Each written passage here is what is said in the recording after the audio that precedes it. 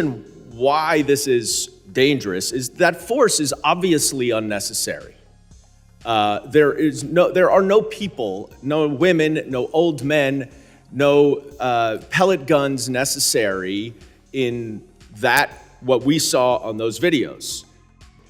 And the problem with these masked, unidentified plainclothes officers is not just something that you hear from this side of the aisle. It is not something at all you hear from that side of the aisle. But it is something that you hear from the FBI itself and the director, Kash Patel, who wrote a letter to the Department of Homeland Security urging ICE officers to stop walking around with masks, in plain clothes, and unidentified. Bad checks totaling less than $80 10 years ago. Her husband is a combat veteran. They deported a 4-year-old U.S. citizen boy with late-stage cancer, a U.S. citizen who has the right, like all U.S. citizens, to have due process. And his mother did not consent to have him deported, but his rights were ignored by the Trump administration. Listen to me. None of these people were in the country illegally. None of them committed any serious crimes. By the administration's own data, 70% of the people they have detained have no criminal convictions. The Trump administration should be going after violent criminals, not veterans, not kids with cancer, and not police officers like Officer Bojovic. And while we are on the subject of condemning violence against law enforcement, I want to thank you, Officer Hodges, for your bravery in defending our Capitol against the extremists on January 6th. It is shameful that the Republican leadership of this House still refuses to hang this plaque honoring you and your federal officers for their sacrifice. So I say to my Republican colleagues in the room right now, if you really support law enforcement, talk to Speaker Johnson today. Text him right now. Tell him to hang the plaque. If Officer Hodges could find the courage to risk his life for all of you on January 6th, you can find the courage to stand up to your extreme base and show him and the other officers who served on January 6th the respect that they deserve. And with that, run the video. 5 minutes of questions. Thank you, Mr. Chairman. Let's talk about the rule of law, and let's talk about what is actually going on in our country with civil immigration enforcement. I want to be very clear and upfront. I was a prosecutor for the Department of Justice for 10 years. I worked alongside law enforcement officers from every federal agency, including the Department of Homeland Security, some of the most patriotic and brave individuals who absolutely represented the very, very best of our country. And frankly, it is that experience that has made me so upset about what we are seeing on the streets of the United States.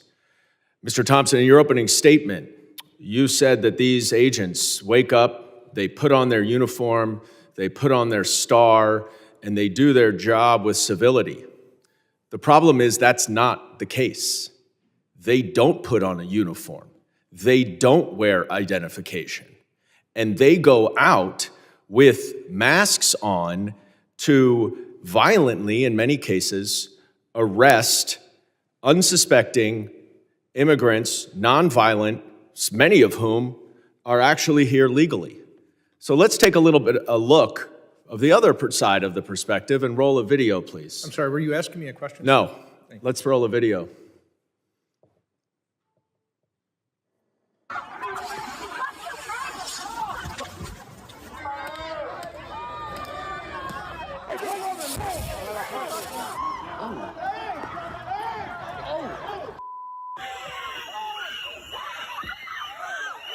Striking anyone in their sights, including members of the media, repeatedly.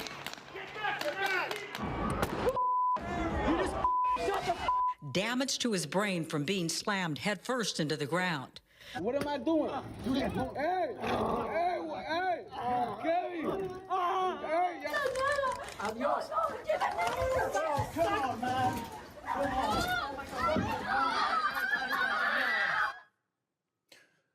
Now, that last clip was from 26 Federal Plaza in Manhattan, in my district. The individual, the officer, was immediately suspended when the Department of Homeland Security said that conduct is unacceptable and not representative of ICE. 3 days later, he was reinstated.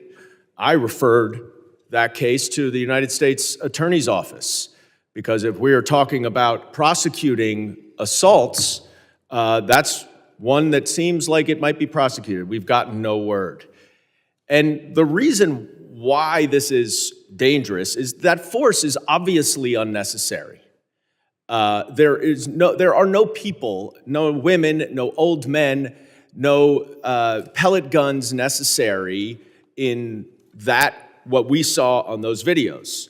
There are circumstances, and let's be very clear, where protesters or others are acting violently, breaking the law. They should be charged. But that does not mean that it gives ICE a license to use excessive force whenever they want. And the problem with these masked, unidentified, plainclothes officers is not just something that you hear from this side of the aisle. It is not something at all you hear from that side of the aisle. But it is something that you hear from the FBI itself and the director, Kash Patel, who wrote a letter to the Department of Homeland Security urging ICE officers to stop walking around with masks, in plain clothes, and unidentified, because numerous crimes are being committed by others, criminals, imitating ICE officers, including in my district, where a man approached a woman, said he was an immigration officer, and then directed her to a nearby stairwell where he punched her, tried to rape her, and stole her phone before she was able to get away. That is why I've introduced the No Secret Police Act. Our law enforcement agents should not be masked. And we hear about this number, 1,000% of threats now that have been raised. The data shows there's a 25% increase of charged assaults against law enforcement officers. That is too much. That is not okay.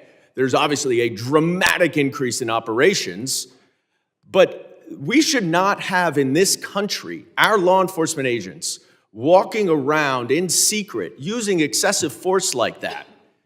You all, I know, agree that. We don't need secret police in this country. All the criminal law enforcement agents wear masks, as you say, for operational reasons. Gentleman's time has expired. I now not to recognize the hide their gentleman face. from Arizona. Multiple capital injuries. Multiple capital injuries. If I give this up, they're going to have to run down. At least it's capital we can defend. We gotta hold what we have.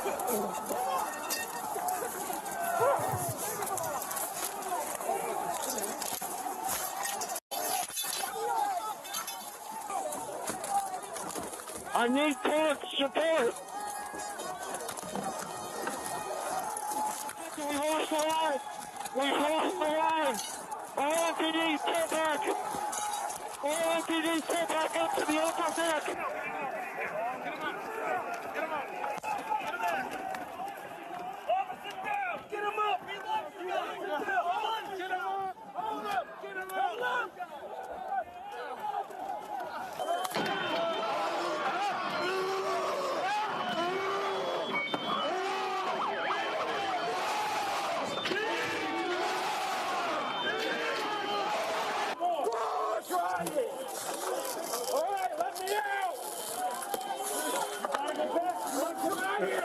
Gentleman's time has expired. And I recognize the gentleman from Texas, Mr. Pfluger, for 5 minutes of questions. Thank you, Mr. Chairman, and thank you for holding this very important hearing. I want you all to know, and please pass this along to all the people that you represent in law enforcement, that we support you, that we believe in you, that we need you, that this is not just something that is lip service, but it's actual. It's an actual heartfelt statement, and I think we've proven that, at least on this side of the aisle, time and again, with legislation that backs that up. The soon-to-be mayor of the city with the largest police department in America, New York City, the socialist mayor-elect Zohran Mamdani, has appointed Alex Vital, a vocal police abolition advocate, to his so-called Community Safety Transition Committee.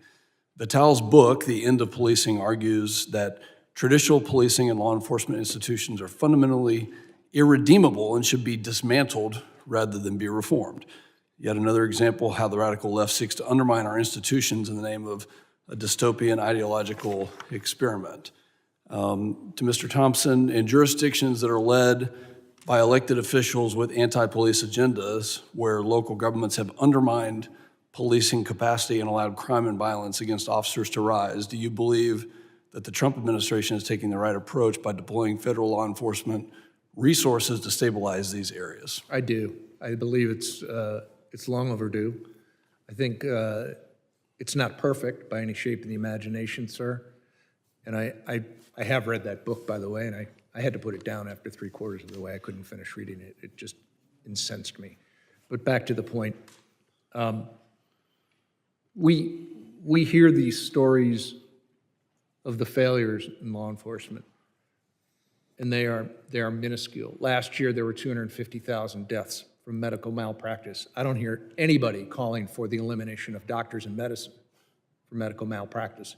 Maybe somebody could show me what's being done on an equal level to that attack. 250,000. And we need doctors. We need nurses. But we also need civility, and the rule of law has long been the backbone of this country. And it has to be civil, and it has to be fair and transparent, and it has to be sought after for protection, for perfection. To quote Lombardi, you seek perfection in the hopes that you'll get to excellence. Mistakes? Absolutely. When they break the law, let the Justice Department, let your local DA come in and take action.